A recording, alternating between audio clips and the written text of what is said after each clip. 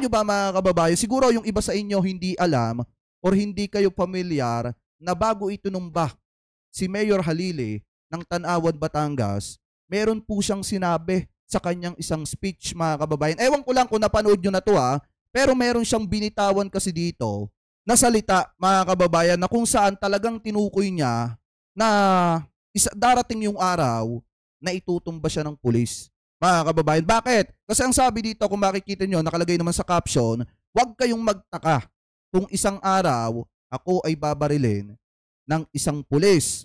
Mamamatay akong nagsisilbi ng tapat sa inyong lahat. Yan po yung huling binitawang salita nitong si Mayor Halile ng Tanawan, Batangas bago siya naitumba. Mga kababayan, ano po? So ngayon, pakinggan muna natin etong mismong salita or huling salita na binitawa ni Mayor Halile sa kanyang speech mga kababayan bago siya naiulat or bago siya naitumba nung mga panahon na pinupunterya na po siya. Ano po? So ngayon, ito i-play po natin. Laksan ko lang para marinig nyo. Sa ibang paraan. Mawala. Ako ay alisin sa ibang paraan. Mawala. Siguro, ako hindi magtataka. Huwag kayong magtaka kung isang araw ako'y babarilin ng pulis. Okay lang. Kung sino namang pulis ang makatasan na ako'y patayin niyo ako. Pero malinis ng sensya. Sa harap ng lahat ng empleyado ng City Government of Tanawan, kailanman hindi ako gumawa ng bagay na pwede niyo ikahiya. Ayan! Kasi napakagaling talaga niyan mga kababayan, sa totoo lang. Sa kanya kasi nagsimula yung nagpapalakad siya ng mga drug addict sa kalsada. Sa kanya kasi po nagsimula yan. At saka bumango yung kanyang pangalan nung mga panahon mga kababayan na etong si Duterte ay presidente. Ano po, tapos ang pinakamasakla pa dyan mga kababayan, di ba? Marami ang bumibilib dito kay Mayor Halile ng Tanawan, Batangas. Tapos yan, kung makikita ninyo, nagbigay siya ng speech na wag silang magtaka, wag magtaka yung mga taga-Tanawan, Batangas kung balang araw babarilin siya ng isang pulis mga kababayan. Pero kung sino man daw yung mauutusan na pulis na magtutumba sa kanya, walang problema, sige. Diba, kung makikita nyo, yun nasabi niya, barilin nyo ako pero malinis ako. Malinis ako sa harap ng lahat ng mga empleyado ng city government ng Tanawan, Batangas. Alam niya kasi mga kababayan, siguro may idea na siya na iniutos na itumba siya mga kababayan. At ngayon, di ba, kung makikita ninyo, naging mainit na usapin yan noong mga panahon na naitumba etong si mga kababayan, etong si Mayor Halile ng Tanawan, Batangas. Bakit mga kababayan? Kasi kahapon nabanggit yung pangalan ni Mayor Halile dito po sa Quadcom. At mismong nabanggit nitong si Garma mga kababayan. Dahil kung makikita ninyo, ang sabi kasi dito sa balita, sa Abante, TNT Tunay na Tabloidista, pagtumba kay Mayor Halile, kinonekta sa Duterte War on Drugs campaign. Bakit daw? Eto yan. Sabi dito, eto daw, iniugnay ang pagtumba sa isang mayor sa Laguna sa War on Drugs campaign ng Administrasyong Duterte. Sa pagdinig ng Quad Committee ng Kamara de Representantes, tinanong ni Santa Rosa City Representative Dan Fernandez si dating Philippine Charity Sweepstakes Office or PCSO General Manager Ruina Garma kaugnay ng mga malalaking personalidad na naiitumba sa implementasyon ng War on Drugs. Sabi pa dito mga kababayan, eto daw yung naging sagot ni Garma. Yes, Mr. Chair, it was public knowledge. It was a newspaper like the couple on Udikta. Di ba namatay po yon, Mayor Halile? Mga mayor, sabi ni Garma. Sabi pa dito mga kababayan, medyo nagulat si Fernandez sa nabanggit ang pangalan ni Halile. Kasi nga mga kababayan, naging mainit na usapin yan. Di ba nanawagan pa nga yung anak ni Mayor Halile kay dating Pangulong Duterte na bigyan ng hustisya yung pagkamatay ng tatay niya. Ano nangyari doon mga kababayan? Di ba naibaw na sa limot yon? Hindi na gaanong napag-usapan. Pagkatapos noon mga kababayan, tama nga yung sinasabi ni Duterte. 2 to 3 days, newspaper, mababalita sa media, pagkatapos noon lalamig na, wala na. mga kababayan. So ngayon, kung titingnan po natin, kahit sino talaga magugulat. Dahil nabanggit mismo ni Garma yung pangalan ni Mayor Halile na hanggang ngayon hindi nga natin alam kung nakuha na ba yung hustisya or may nangyari ba sa kasong yon. Ano po, so sabi pa dito, basahin pa natin. Ano yung kay Mayor Halile? Ito din sabi ni Dan Fernandez, mga kababayan. Sa Calabarzon yun, Tony Halile. Anong pagkakaalam mo sa pagkamatay ni Mayor Halile? Tanong ni Fernandez. Sagot ni Garma, he was shot during the flag raising ceremony, sniper po. Sabi pa dito, chismis lang kasi yon, Mr. Chair. I think imported kasi during that time, po sa war on drugs, pwede pong tumawid yung mga operatives. Pinagmamalaki kasi ng isa sir na sila dagdag pa ni Garma. Ibig sabihin, meron daw isang pulis na nagyayabang or isang major na nagyayabang na kilala niya yung mga grupo or mga pulis, mga kababayan, na nagtumba kay Mayor Halile. So sino ngayon yung sinasabi dito or tinutukoy na kilala nitong si Garma na major na pulis, mga kababayan, na alam kung sino yung grupo na mismong nagtumba kay Mayor Halile, mga kababayan. So sabi pa dito, sunod na tanong ni Fernandez ay kung sino ang nagyayabang na tumira kay Halile. Sagot ni Garma, Major Albotra. I think he was a lieutenant colonel. He bragged about that to me before I said on really. I asked how did you do it? Paano daw ginawa yon? Kasi nga nagyayabang nga daw. Mga kababayan, nagyayabang daw kay Garma. Eto daw pong si Major Albotra, mga kababayan, na kung saan kilala niya yung grupo na nagtumba kay Mayor Halile. Dapat ito maipatawag to sa Quadco, mga kababayan. Dapat maimbestigahan po ito para makamta naman ng pamilya Halile yung gusto po nilang makamta na hustisya. Kasi hanggang ngayon ata, mga kababayan, ang pagkakaalam ko parang wala pa atang hustisya na nakakamtan yung pamilya Halile patungkol po sa nangyari kay Tony Halile, dating mayor ng Tanawan, Batangas. Kasi napakagaling talaga, mga kababayan, sa totoo lang, napakagaling talaga nitong si Mayor Halile. Ito po talaga yung kilalang kilala na nagpapalakad ng mga drug addict sa kalsada, mga kababayan. Ano po, ang tawag pa nga doon, walk of shaming pa nga ata yun, mga kababayan. Pakitama na lamang po ko kung ako po ay mali. So ngayon, sabi pa dito, mga kababayan, sunod na tanong ni Garma, sunod na tanong ni Fernandez ay kung sino ang nagyayabang na tumira kay Halile. Sagot ni Garma, si Albotra daw. Sabi pa dito, mga kababayan, tinanong daw ni Garma, paano mo nagawa yon? Yung pagtumba kay Halile. So he said, knows the people in the team. Mga kababayan, ibig sabihin, alam nung si Albotra yung grupo na nagtumba kay Halile. Ano po, so sabi pa dito, mga kababayan, and they were behind that killing of Tony Halile. Sundot pa na tanong ni Fernandez, kinumpirma naman ni Garma. O, ibig sabihin, kinumpirma ni Garma. Si Halile ay napatay ng sniper sa isang flag ceremony noong Hulyo 2, 2018, mga kababayan, kung matatandaan nyo. Naging mainit na usapin yan at halos nga magwala na yung anak niyang babae. Kasi nga nananawagan kay dating Pangulong Duterte na baka mabibigyan ng hustisya yung pagtumba sa kanyang tatay. Pero hanggang ngayon ata, mga kababayan, wala pang hustisya. At kung ito'y magpapatuloy, lalalim ang investigasyon patungkol po sa pagtumba kay Mayor Tony Halile, mabibigyan ng hustisya ito sa panahon ng administrasyon ni PBBM. Kasi nung panahon ni Duterte, wala talaga, mga kababayan. Hanggang sa natapos yung termino ni Duterte, walang nangyari talaga.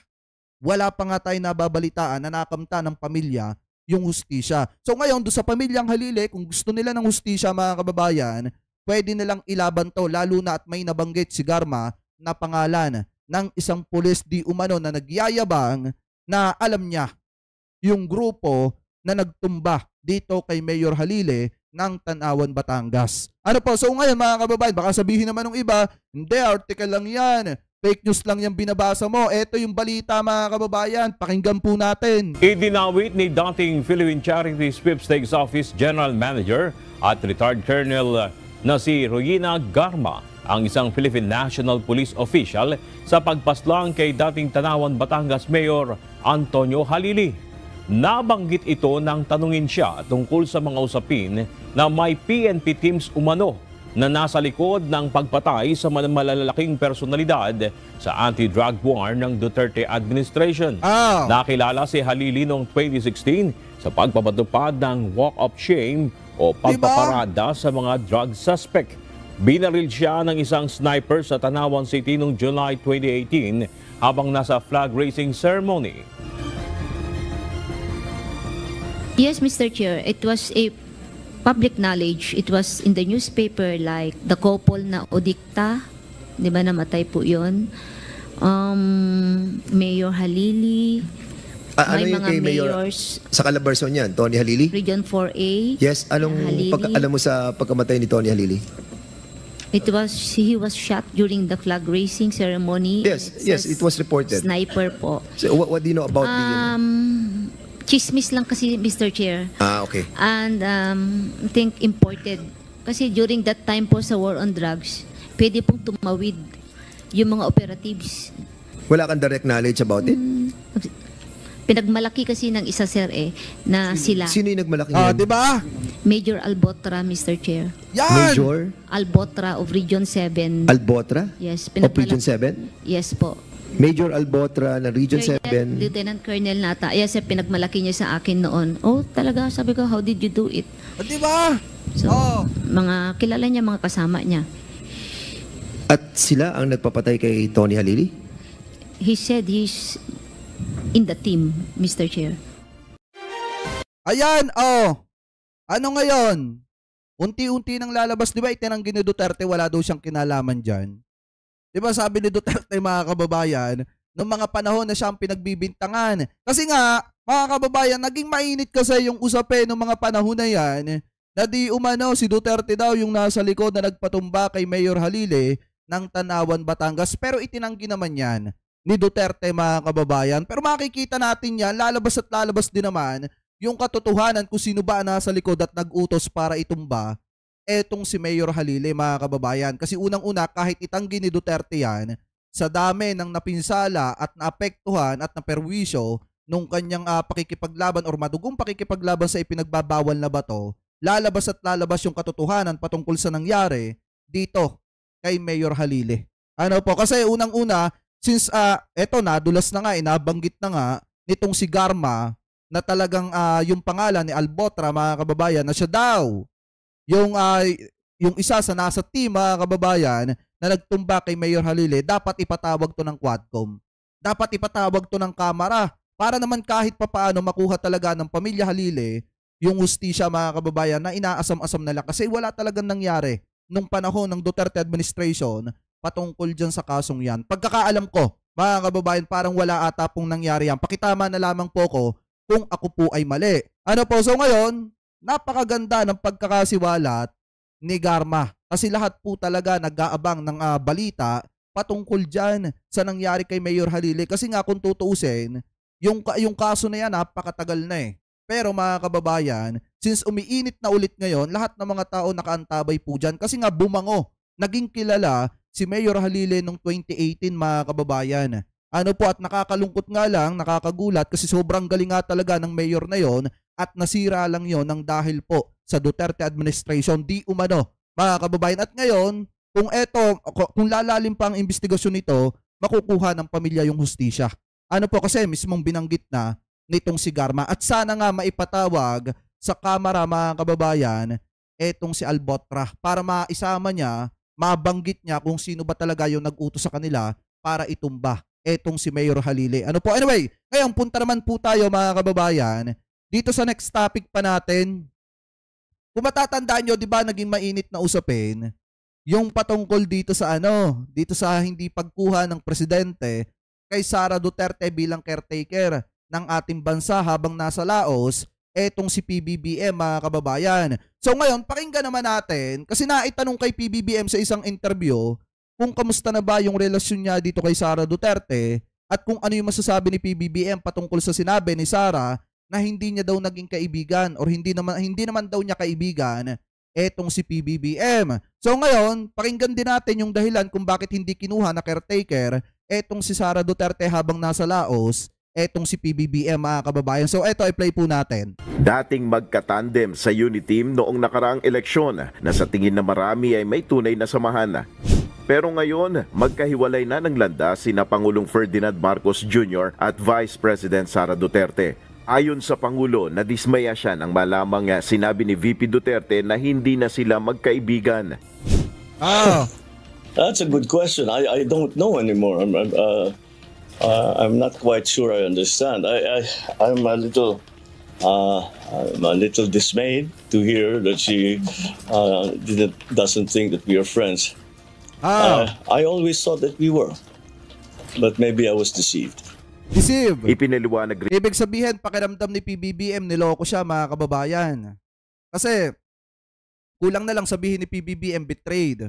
Pinagtaksilan, mga kababayan. Pero yung pinaka-term na ginamit niya kasi dito, yung deceive, mga kababayan, na parang ang dating niloko siya. Niloko siya nitong si Sara Duterte. Kasi nga naman, mga kababayan, syempre, itinuring ng ating mahal na Pangulo na kaibigang matalik itong si Sara Duterte. Ipinagtatanggol pa nga yan ni PBBM kung matatandaan ninyo. Diba nung kainitan ng issue ng West Philippine Sea Secret Agreement, yung secret deal, mga kababayan, na tinawag nitong si Harry Roque na gentleman's agreement, mga kababayan, diba pumutok yung balitang yon at pinag-usapan yon at hinihingi din yung opinion or panig nitong si Sara Duterte patungkol sa panghaharas ng China sa mga teritoryo po natin, ng mga Chinese Coast Guard, dun po sa ating mga kasundaluhan sa West Philippine Sea. Diba no comment yung sagot lagi nitong si Sara Duterte? Pero bagamat no comment ang sagot ni Sara Duterte, tuwing matatanong itong si PBBM kung ano masasabi sa mga nagiging sagot ni Sara, diba pinagtatanggol niya pa itong si Sara Duterte, mga kababayan. Tapos mababalitaan na lang ng ating mahal na Pangulo na hindi siya tinuturing na kaibigan nitong si Sara Duterte. Kahit sino mararamdaman yung sinasabi ni PBBM na parang pakiramdam niya niloko siya nitong si Sara. Nilinlang, mga kababayan. Ano po? So ngayon, ipagpatuloy pa natin rin ni PBBM kung bakit sa kauna-unahang pagkakataon ay hindi siya itinalagang caretaker ng bansa habang eto yung dahilan. Pagpatuloy pa natin. Siya ay nasa Lao PDR para sa ASEAN Summit. Ayon kay Pangulong Marcos, wala na kasi si VP Sara sa gabinete. Oh, because she's not part of the administration anymore. She's still in government, but she left the administration. So she's not part of the administration anymore. Tama. Bago umalis ang Pangulo, Diba kung matatandaan nyo, nag-resign itong si Sara Duterte bilang secretary ng DepEd, mga kababayan. And then naitanong naman sa kanya kung willing pa siyang tumanggap ng kahit na anong posisyon sa gabinete nitong si PBBM. At sinabi naman ni Sara, mga kababayan, di umano, na wala na siyang balak, mga kababayan. Ano po, kaya kung titingnan natin, tama yung sinabi ni Pangulo dito na wala na nga, hindi na nga part ng gabinete ni PBBM etong si Sara Duterte. Vice presidente siya, pero hindi na siya parte ng gabinete ni PBBM kasi nga may ibang tinatahak na landas na etong si Sara Duterte. Hindi nga natin alam kung yung landas na tinatahak niya ay para ba sa Pilipinas or para sa mga banyaga, mga kababayan. Ano po? Pero yung maliwanag na sagot ni PBBM dito, kaya hindi siya kinuha na caretaker, mga kababayan, kasi nga hindi na siya parte ng gabinete ni PBBM. Ipagpatuloy pa natin. Tungong Lao PDR ay itinalaga niyang maging caretaker sina Executive Secretary Lucas Bersamin, Justice Secretary Crispin Remulla at Agrarian Reform Secretary Conrado Estrella III. Nel Maribuhok, UNTV News and Rescue, Diyos ang aming sandigan, serbisyo publiko ang aming pinahalagahan. Kahit sino talaga, mga kababayan, mararamdaman na niloko or mararamdaman na nilinlang, mga kababayan, dahil nga kung makikita nyo, itinuring talaga ni PBBM na matalik na kaibigan si Sara Duterte. Kaso nga lang ang problema, nung natanong kasi si Sara, sinabi niyang hindi niya kaibigan. Hindi niya talaga kaibigan etong si PBBM. Pero kung titingnan natin, mga kababayan, maganda't nangyari na nga rin yun kasi unang-una nalaman ni PBBM yung tunay na kaibigan niya at hindi.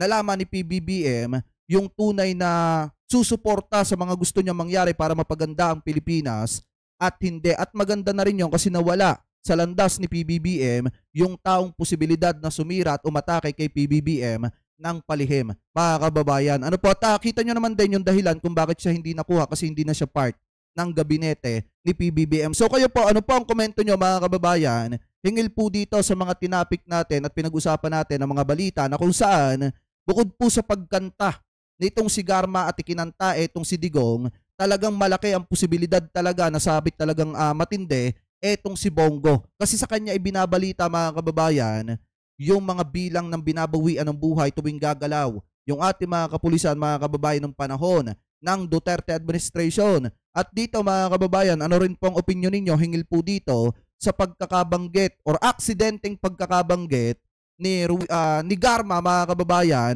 dun sa pagkakapaslang nitong si Mayor Halile ng Tanawan, Batangas. Comment below na lamang din po kung ano po masasabi nyo hingil po dyan. At comment below na din po kung ano po masasabi nyo hingil po dito sa sagot ng ating presidente na pakiramdam niya ay niloko siya, mga kababayan, nitong si Sara Duterte. Kasi nga, yung landas na tinatahak ni Sara, iba na po sa ginagawa at tinatrabaho ng ating presidente para pagandahin ang bansang Pilipinas, mga kababayan. So comment below na lamang po